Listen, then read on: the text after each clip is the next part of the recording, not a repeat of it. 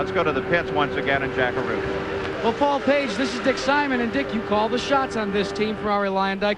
A costly miscue by Ari. He missed the marks, and it was costly in terms of time. Not really. He lost maybe a second and a half. Came in a little bit too hot, but he didn't flat spot the tires, and we made just a fuel, you know, and he was creeping there. His blood adrenaline is running high. Adrenaline is running high all over the racetrack. Terrific fight continuing as Michael gets around Teo Fabi and now begins to chase the leader, Emerson Fittipaldi. There is Mario now lined up behind Fabi to see if he can overhaul him as well. Teo Fabi tries to hold off Mario Andretti. That fight is for third place. The leader is still Emerson Fittipaldi. Let's watch this fight on the backstretch now. Bobby Rahal on the outside as they try to split around Scott Brayton. And Mario moves past, picks up the position from Teo Fabi. Rahal continues on the high line, trying to get by on the high side.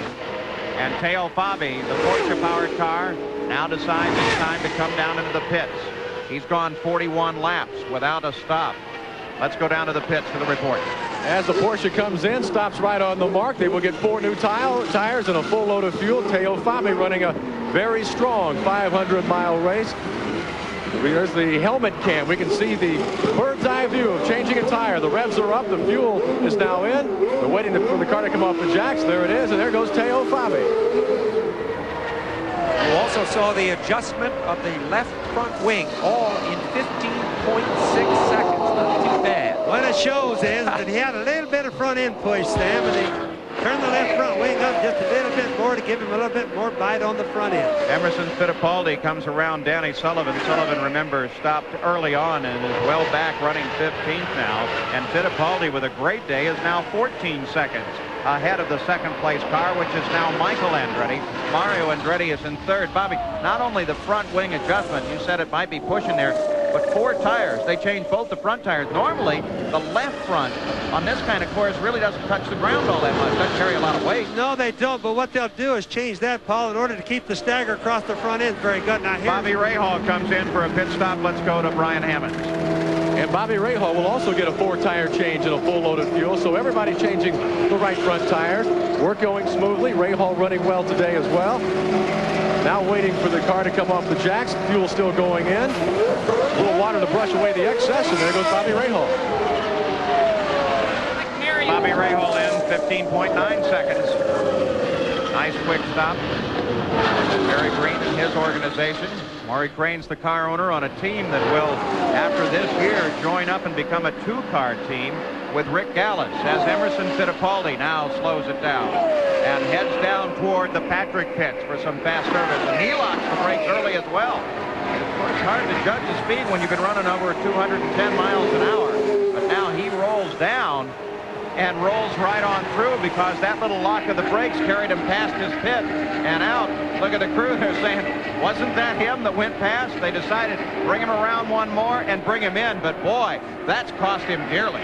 yes, that's a very costly thing, Paul, and it's a very simple thing. He just flat went in too fast, went right on by. It's the only decision, and it takes a guy as sharp as Demo to go ahead and make that decision and keep going. And the sooner you make the decision, the better, too, because you don't lose so much speed and then overshoot. And one other thing, though, there is, of course, Michael Andretti, who has just taken the lead, but with Emo going into the pit like that. Let me just quickly say that in this season, which Emerson has dominated so decisively, he has made several mistakes. You see him now coming again into the pit, but he's been able to overcome them. In Detroit, for example, in the early stages of the race, he twice ran in dead last place, and he's had, as we know, many contact moments with the other cars. So he's been able to overcome this kind of thing. Something's still not exactly right. You saw he rolled in just a little short of the mark. Let's go to Jack. Well, a lot of disappointment here. Emerson Fittipaldi now having to go and just take on fuel because of the pit miscue. They're filling the tank. He is livid inside the cockpit. The crew filling up the 42-gallon tank. They have elected not to take on any new tires, but this was not a terrific stop. Far from it for Team Patrick. Now at 29 seconds. Many of the teams could have done 2 stops in the same time, and you have to add into that problem The miscue on the first attempt to get into the pits, the slow lap. And remember, at the speeds they're running, every second that he falls behind is over 300 feet on the race course, and that's hard to make up. Well, it certainly is, Paul. It looks like they made a mistake in the beginning, or Emmo did, and then things just got worse. There was no reason for the stop to take that long. Michael Andretti is the leader. His father, who was running in second, came into the pits. There he is now, making what should be his first stop. We'll go to the pits again. It's a 4-tire change for Mario Andretti, full load of fuel. You'll remember, they cannot adjust the left front wing on Mario Andretti. My question to Bobby Unser is, how will that affect the car, Bobby? Well, what's going to happen is the cars are pushing a little bit right now, but they'll adjust them a little bit during the race. It'll be all right. Here comes the leader of the race, Michael Andretti, as he comes into the pits for routine service. Everything going smoothly for Michael Andretti. The crew puts all 4 tires on, a full load of fuel. Remember, he came in earlier under the first early yellow with a clutch problem. They don't expect it to be a problem. Let's see if he has a trouble getting out of the pits. That will be the telltale. No, he gets out fine, so Michael Andretti is away. 15 seconds as Michael almost gets tangled up with Jeff Wood as he comes in. Rick Mears picks up the lead, and Michael was a little bit quicker in the stop than his father. Michael was at 15, and Mario was in about 17. Now remember, Rick Mears, who picks up the lead, was an early stopper. Now here comes Michael, and look at that. The 56 car is Jeff Wood, and Jeff locked them up hard to keep from getting into the side of Michael. Well, there's been so many cars in and out right now, I haven't been able to keep up with all of it, but I just noticed that Emma was in again, Paul. So Rick Mears now has the lead of the Michigan 500. He has never won the 500 here. Last year, the race was won by his teammate, Danny Sullivan. That was Roger Penske's first 500-mile win here on his own racetrack. By the way, a facility that's just absolutely magnificent. Every year you come back, Roger's added a couple improvements, a few grandstands, some more hospitality suites, another area for the camper parking. They really do a nice job with this magnificent 2-mile superspeedway here. Rick Mears, that bright yellow number 4 machine.